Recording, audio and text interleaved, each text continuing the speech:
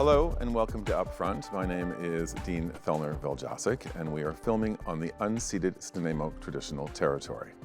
On this episode of Upfront, we're going to talk about Pride. It's June and it's Pride Month, and I'm so honored to have as my guest Shaun Lee.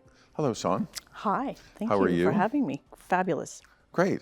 Can you start off telling the audience a little bit about who you are and what you're about? Oh, how much time do we have? I'm a 60-year-old queer person who advocates for human rights in particular, trans rights mostly. I'm an author and I'm a rainbow consultant, is what I call myself. Yes, it says that. It says that you are a queer author, a rainbow inclusion consultant for the SLGBTQ2AI+ community. But you're also non-binary. Yes, I am. Now, there's a lot of people that are going to be watching the show of a certain demographic that, they struggle. They just don't really understand. I mean, clearly, if you do the statistics, 85% of the Canadian population is very accepting of the LGBTQ community. Mm-hmm. Certainly, but there are people out there that, despite their acceptance, are confused and they don't understand all the different letters in the alphabet. So you are identifying as non-binary. Can you tell the audience what that means? Well, basically, our society is what's called a binary. So it's a two system. So male, female, man, woman. Mm-hmm. Non-binary, such as myself, is somebody who does not identify as either gender. So we're technically listed under the trans umbrella because it's a transition from your sex at birth. So I'm assigned female at birth, but I recognize myself as a non-binary person, and I use pronouns they, them. Right. Mm-hmm. A lot of people are struggling with pronouns. I cut hair for years. I had a salon on my property, and when I moved to Vancouver Island, my clientele was senior clientele, right? A little bit different than the clientele I had in Vancouver. And people were eager to know, and they were really sort of questioning what all the different letters in the alphabet mean. So maybe because it's Pride Month, we can talk about that. So let's ramble that off. What does the letters mean in our community? Okay, let me start off. 2S is two-spirited folk and is reserved solely for the sacred space of Indigenous people who identify as either or neither gender. I won't go too far into it because I don't identify as an Indigenous person. Mm-hmm. Starting off with L, lesbians. G is for gay men. Sorry, lesbians are women loving women, gays are men loving men, and bis are bisexual. So the B is for bisexual. There's no preference between the two. Mm-hmm. And then what do we got next? We got Q. T. Oh, T. Let's not forget the T. Transgender. Yes. Queer. And there's a lot of us folks that fall under that category. And then Q is? For queer. Queer. And queer, as I mention almost every time I talk, is again another umbrella term that often people use to identify themselves. That they don't necessarily lie within any specific one. Mm-hmm. Like I also call myself queer person. We reclaim that back from history because it used to be very, very derogatory.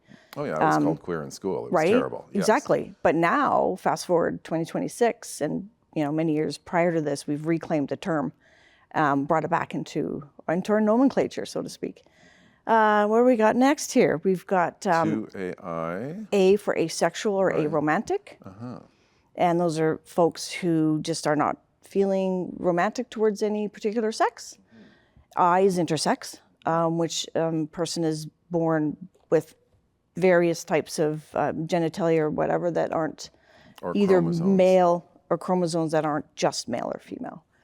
And the plus is a whole plethora of individuals that aren't currently in the rainbow umbrella, non-binary people, myself included, pansexual, poly, and I like to use the plus for our allies. So, yeah. Well, we need allies, definitely. But again, in Canada, 85% of the population is on our side, right? Mm-hmm. I always find that the people that make the most noise and the ones that are against LGBTQ rights, and when June comes around and they're like, oh, why do we have to have parades? Why do we have to have flags? Why it's too gay, it's too much. It's fear-based, right? I mean, people just usually fear things that they don't understand. And that's sort of where the anger comes in. Exactly. And but I like to talk about how we are so reflective because we're mirrors of each other. And often when somebody is reflected in somebody else, there's latent, I'm going to say it, there's latent homosexuality in people who protest too much. Well, and I think some people have grown up in situations where it might be threatening for them to actually be able to be their authentic selves. Absolutely, yeah. Okay, so Shaun, I understand that you're an author and you've written a book titled Queerology 101. Let's talk about that. What is that book? Where can we get it? What's going on? Queerology 101 is the first guide. These are guidebooks. I'm actually writing another one right now. The first one is How to Be a Rainbow Ally. So essentially I'm unpacking queer culture. And so I talk a lot about our people who have an actual culture, because we have our own language, we have our own symbols, we have our own colors, we have our own history, we have shared experiences that other folk who lie outside of the rainbow don't have and share those similar experiences that we do. Yeah, when I reflect back on my youth, I question whether I actually had an authentic childhood, because I basically had to navigate through a straight school system. So part of me was present, but the half of me was actually hiding who I actually was. Okay. And I couldn't actually express myself or be that person, right? And as a young boy, I really was drawn to theater and dance and ballet, and I really wanted to be that guy, and culture just wouldn't allow that with my generation. I'm 63. Again, it was illegal to be gay until 1969. You could go to jail for 11 years. If you were a school teacher, you could be fired if people found out that you were gay. It was a really rough time, right? But here we are, 63 years later, and you can be who you want to be.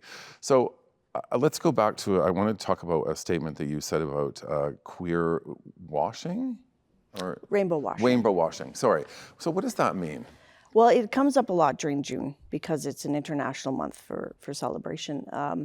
Rainbow washing is basically when an organization, usually businesses, will, for the month of June only, put up the rainbows, do all the things, and then come July 1st, everything's gone. And they do it for a couple of reasons. Economics. They recognize that if there's a rainbow that people can walk through, feel safe to purchase products or be in their business.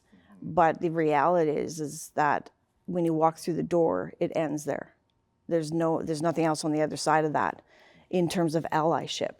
So for the people that are watching the show, how can you become an ally? Read my book? No. I mean, an ally comes from the heart. It comes from understanding that you want to help a segregated or marginalized people. And it comes from empathy. So you really got to start with the heart. There's education behind it and whatnot. And my book is basically a real nuts and bolts of, how to be an ally. There's a lot of area in there about self-reflection. So if you answer these questions, like I've had people say, oh, I'm an ally, and then they read my book and they, I'm not an ally. I need to brush up on this. And that was a recent, actually, friend of mine who recently read the book and then said, oh my gosh, I didn't realize I'm not an ally like I should be. So it's self-reflection on it. But what do you think? Like, do you think people are afraid or fearful or just not up to date in education? Like, why do you think that a lot of people aren't allies by nature? I think lived experience, growing up in a certain cohort. You and I are Gen X. And so we weren't raised, we were raised by the silent generation and the boomers. So we were raised in a very, very patriarchal system. And we were just taught, stand in line, march that way. And that's your life. I was raised by heterosexual parents and 2 sisters, and so, okay, I better start dating boys. And that's what I did until I self-reflected and self-actualized when I was 23 years old. But the only way I did that was through a friend who phoned to me and said, hey, I'm queer, I'm getting married to a woman. I'm like, good for you. And she's like, well, do you hate me? I'm like, of course not. I supported it. But that left me now with the door slightly open going, oh my gosh, that was the last piece of the puzzle for me. The next day I flew out to Victoria, met a whole bunch of wonderful lesbians, and that's where things started for me. So, but when did you come out? I was 23 years old. 23. Yeah, everyone has a Yeah. different coming out story, right? Absolutely. And again, Yeah. going back to the generations that we were born, like I remember telling my father and my mother I was gay. My father was a hockey player, so I was most terrified to tell him, and he actually was like, tell me something I didn't know. I think he saw me on skates and was like, this is a disaster. But, Maybe figure skating. Yeah, maybe figure skating. Well, that wouldn't have gone over well in my family. But my mom was the one that struggled the most, right? I think her growing up in a Catholic family and having growing up in a society where she thought that homosexuals would have a very difficult life. She was sad for me. She was worried for me. She also probably was a little worried about what her friends were going to think. And I think she was just sort of lost in this idea that it was a mental illness and that my life would be tragically unhappy. But at the end of the day, I'm here to tell you the least interesting thing about me is that I'm gay. Like, you know me. I'm an advocate for mental health for youth. I've got a production company. I was a hairdresser for 45 years. I have a very successful life, and I'm married to the same man for 21 years. So I think it was a learning experience for her as well, and I always urge younger people to remember that there has to be patience on both sides, and that if we can work together and make sure that whatever generation you're talking with, give them the chance to catch up, right? And don't be angry, and let's all work together and try to get some acceptance here, right? Thank you for bringing that up. I use the word grace. Give people grace. They don't know. You can't just walk in a room and people will, know your gender identity, know your pronouns, know all of it. You have to educate people and tell them. It's like they don't know my name walking in, so I'm going to tell them my name. I'm going to tell them how I identify, and let's work together on this. But yeah, great. So June is Pride Month. I introduced the show that. People always say, why is Pride still important? Why do you think Pride is still important? Well, until we have countries, all the countries of the world, decriminalize homosexuality, we have some work to do.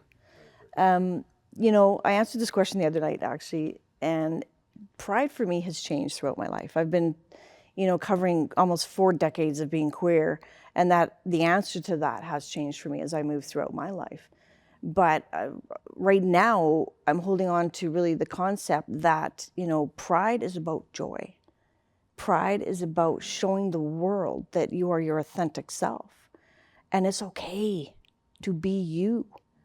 And so many people are brought up, as we know in our society, here's a box, we're going to put you in it, and then you're going to stay in it. And we do fight the patriarchy on this. This is where, colonialization and patriarchy have really stamped us as marginalized. I mean, look at our politics today.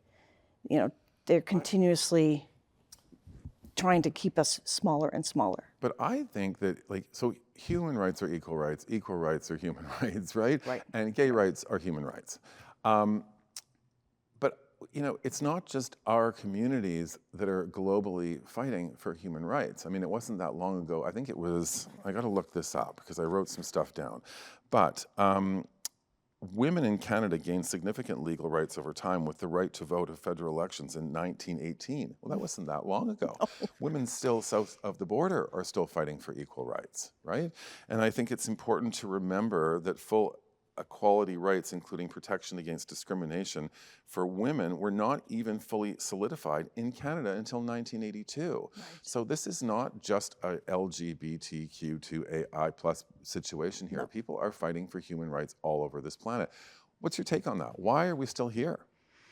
Oh boy, it's interesting because I just was, a couple months ago fighting for human rights in a situation at Port Theatre in Nanaimo. That went international, that news. But why are they not here? Boy, that's a question and a half. And I think what's happening is as the patriarchy is starting to crumble, people are getting angry and upset and confused, and they don't know where their place is. And so they lash out and they get angry. And we just have to continue advocating for ourselves and others. Most importantly, be ally. Like I'm an ally for Indigenous folk. I'm an ally for, Black culture. I can be an ally too, to marginalized communities. Of course. Huge ally for women's rights in particular. Again, the patriarchy has decided, they put these constraints on us, and now we're fighting back. Of course.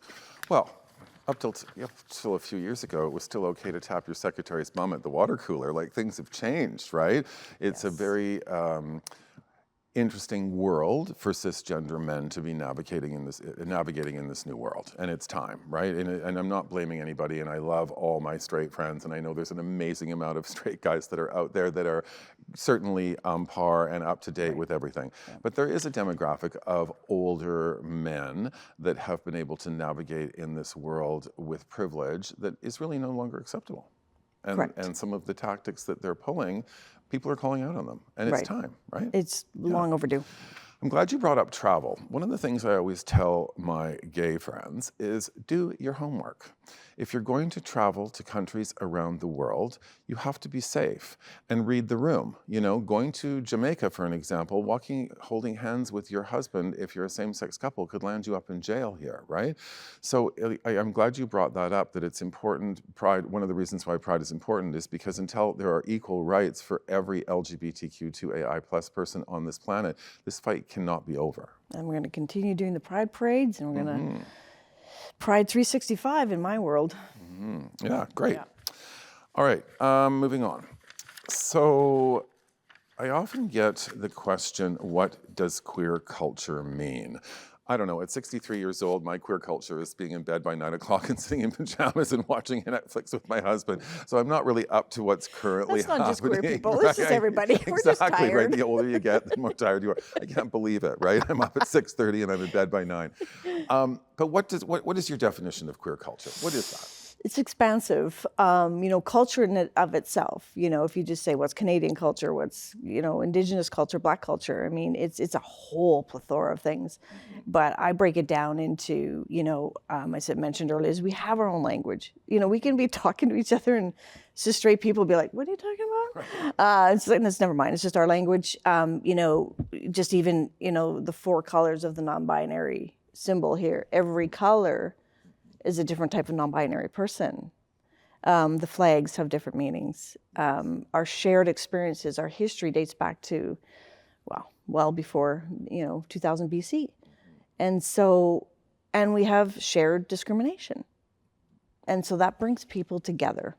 And that is, the rainbow was actually started out as you probably know, just LG and then LGB and then LGBT and so on and so forth.